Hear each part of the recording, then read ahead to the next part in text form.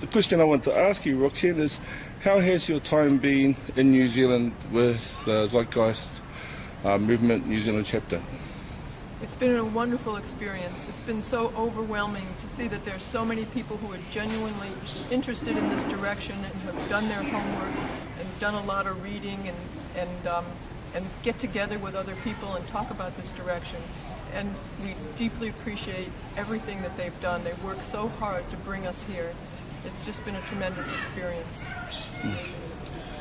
As you may have noticed, the New Zealand Zeitgeist Movement chapter is a movement that has a whole diverse range of cultures that are part of it.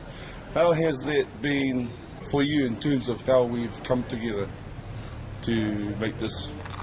Well, the Venus Project really encompasses all different cultures, all nationalities, all religions.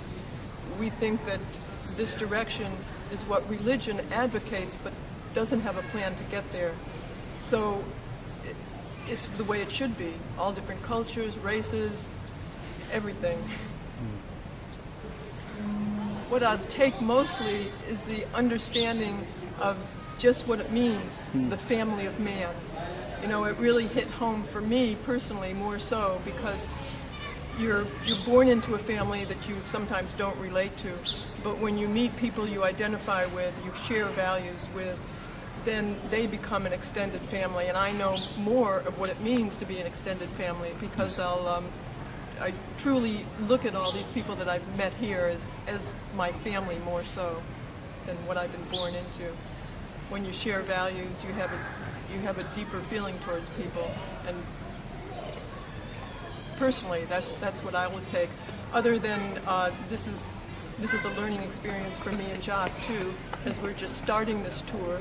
The best way to present certain things as we go on and true up with the lectures and the technical aspects, but all the help that the people here have given us, even with me personally in developing PowerPoint, for instance. I didn't know how to do that, and we stayed up till 3 in the morning working on the PowerPoint. So the people have just been tremendous. I think just getting as much information as we have out there, as Peter Joseph has out there, and discuss it amongst you, and then try and, as a group, maybe approach other people, work up lectures or PowerPoint presentations that you can present to other groups of people that may not identify with this right away, but maybe give free presentations at first and maybe even charge after that to help your group survive in the monetary system too. You know, that's fine with us. And get together as a group and discuss what each one of you got out of it and how it applies to this direction.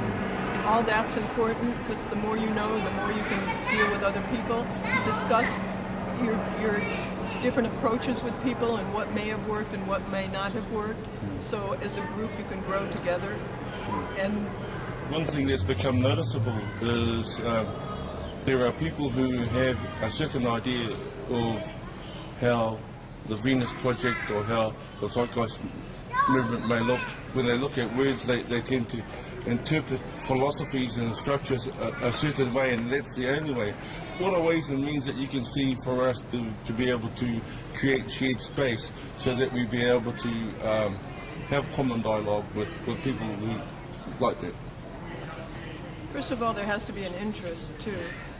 And a lot of times people don't understand what you're talking about. You may have read 50 books, but you're approaching them with the last book you read, and they haven't even read the first book.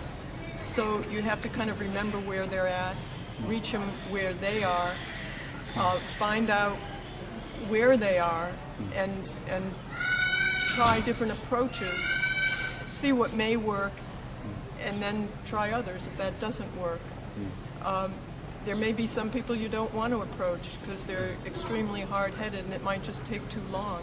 So you'll know when people really are inquiring, and then you'll know when it's ego, and you'll know when it's a statement of a real hard head, and you may not have the time to take that on. When you came to New Zealand, you were welcomed into the land by a pōwhiri and Ohumi, and they're from traditions based on the indigenous culture of Aotearoa, New Zealand. How was that for you? That was really endearing to us in a lot of ways, because we saw your tradition of welcome, and we knew that it was very sincere and very warm, and at the same time it was an older tradition, but you had, some of them had Venus Project caps and Zygites t-shirts, and we thought it was wonderful. And the more I understood the background of the culture, the more I understood just how much that meant to me, that welcome, because it came from a place of the ancestors were more civilized in a lot of ways than what we call civilized today. They shared more resources together. They didn't have money as an exchange. They didn't expect something from anyone when they did something for them. And Jacques had many experiences through Tuamotu, where he learned a lot of things about this direction, and understanding that